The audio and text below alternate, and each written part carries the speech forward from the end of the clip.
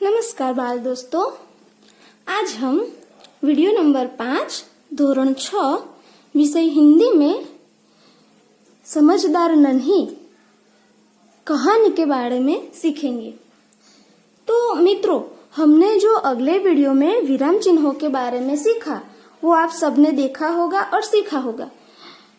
हमने विराम चिन्हों के कौन कौन से प्रकार है, पूर्ण विराम, अल्प विराम, प्रश्नार्थवाचक चिन्ह, यह सभी के बारे में सीखा है। तो आज हम कुछ नया सीखेंगे। मित्रों, सबका स्वभाव एक जैसा नहीं होता है। हमने देखा है कि हमारे आजू बाजू में जितने भी लोग रहते हैं, हमारे संपर्क में जो भी आते हैं, हमने देखा है कि सभी का स्वभाव एक जैसा नहीं होता है। अच्छे स्वभाव वाले लोग हमेशा अच्छे काम करते हैं, वे दूसरों की भलाई करते हैं, और जो बुरे स्वभाव वाले लोग होते हैं वो बुरे काम करते हैं। जो उनका भला करता है उनके साथ भी वो बुरा व्यवहार करते हैं। तो हमें किसी भी स्थिति में किसी का बुरा नहीं करना चाहिए। हम जो कहानी पढ़ने वाले हैं, इस कहानी में हमें ये सीख मिल रही है कि किसी भी परिस्थिति में भलाई करने का अपना स्वभाव नहीं छोड़ना चाहिए। यह बात हम ये जो कहानी है इसमें देखेंगे। हमारे समाज में कुछ लोगों का स्वभाव बुरा हो सकता है, लेकिन हमें अपना अच्छा स्वभाव नहीं छोड़ना चाहिए। तो मित्रों, बाल दोस्तों, आज हम ये जो कहानी पढ़ेंगे इससे हमें इतनी तो सीख लेनी ही है कि हम हमारा स्वभाव जो है उसे कभी बुरा नहीं करेंगे। हमारा अच्छा स्वभाव हम रखेंगे और हमेशा दूसरों के साथ भी अच्छा करेंगे। तो चलो अब हम कहानी सुनते हैं। नन्ही बतख तट पर आई तो उसने देखा कि एक बिच्छू दलदल में फंसा है। यहाँ पर तट यानी कि किनारा।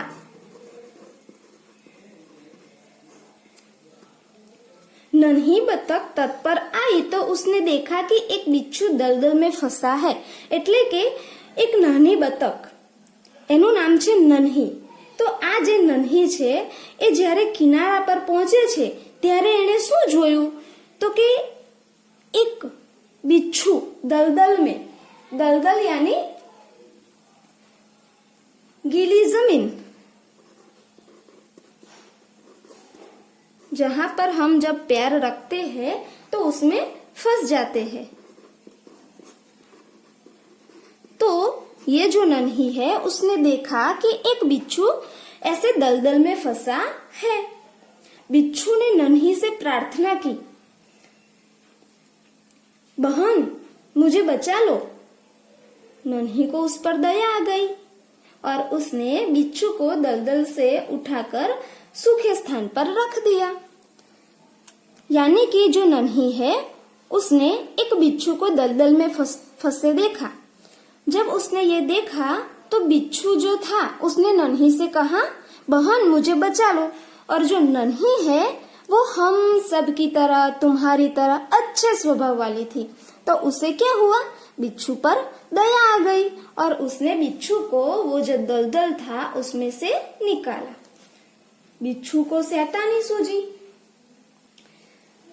शैतानी यानी कि शरारत।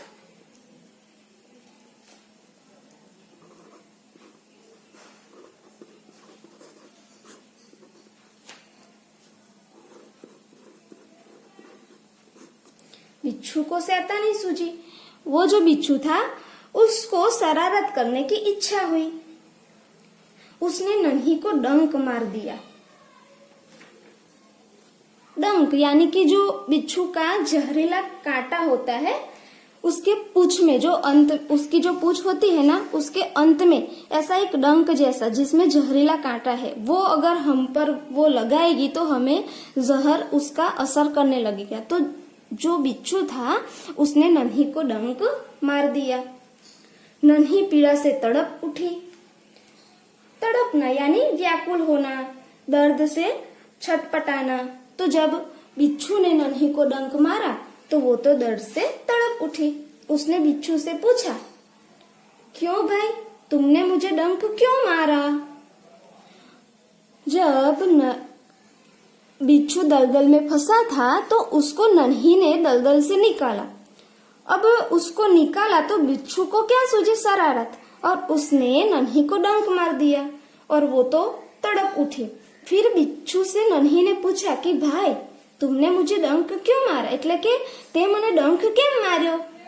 बिच्छू लापरवाही से बोला, क्या करूं, डंक मारना मेरा स्वभाव है। स्वभाव यानी कि आदत।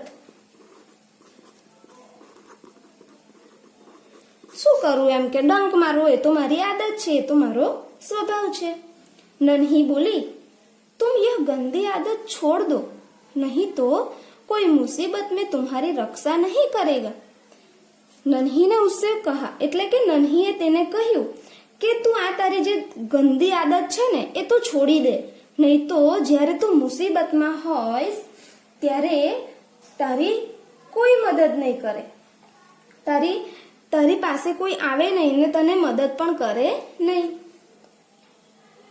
बिच्छू उसकी बात अनसुनी कर आगे बढ़ गया। अनसुनी करना यानी सुनी ना सुनी, ऐसे करके वो आगे बढ़ गया। नन्ही अपनी माँ के पास नदी में चल गई। फिर जो नन्ही थी वो अपनी माँ के पास चल गई, એટલે કે જે નન્હી હતી એની માની પાસે જતી રહી। माँ ने पूछा, नन्ही बेटी, तुम कहाँ रह गई थी?